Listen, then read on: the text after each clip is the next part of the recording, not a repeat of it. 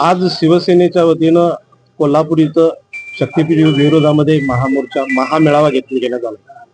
खरं तर कोल्हापूर जिल्ह्यामधल्या जे बाधित तालुके आहेत हे तालुके निसर्ग संपन्न आहेत।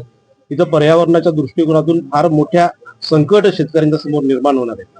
अतिशय छोट्या जमिनी असलेला आमचा इथला शेतकरी आहे आणि त्यामुळं शक्तीपीठाच्या माध्यमातून शासनाने जी काही लोकांची दिशाभूल केलेली आहे, खरं तर नागपूरवरून गोव्याला जाण्यासाठी बरेचसे मार्ग उपलब्ध असते वेळी पुन्हा या भागातून येण्याची गरज नव्हती, म्हणून कोल्हापूर जिल्ह्यामध्ये संपूर्ण ताकदीनं शिवसेना या रस्त्याला विरोध करणार आहे।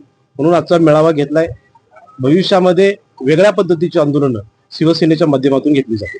पहिला शक्तीपीठचा ज्या वेळेला रस्ता सांगितला गेला त्यावेळेला कागल, शिरोळ आणि हातकणंगलेमध्ये विरोध झाला आणि नंतरच्या रेखांकनामध्ये तो बदलण्यात आला।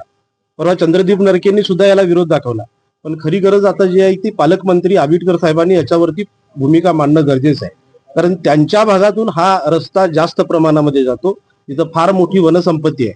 म्हणून सगळ्याच आमदारांनी या रस्त्याच्या विरोधामध्ये आपली भूमिका मांडणं ही गरजेचं आहे, हे शिवसेनेचं मत आहे। निश्चितपणे याची पूर्ण जबाबदारी ही पालकमंत्र्यांची असणार आहे आणि म्हणून पालकमंत्र्यांनी यावरती भूमिका घेतली नाही तर शिवसेनेच्या वतीनं त्यांच्या घरावरती मोर्चा काढण्यात येईल असा इशारा आज आम्ही इथं दिलेला आहे।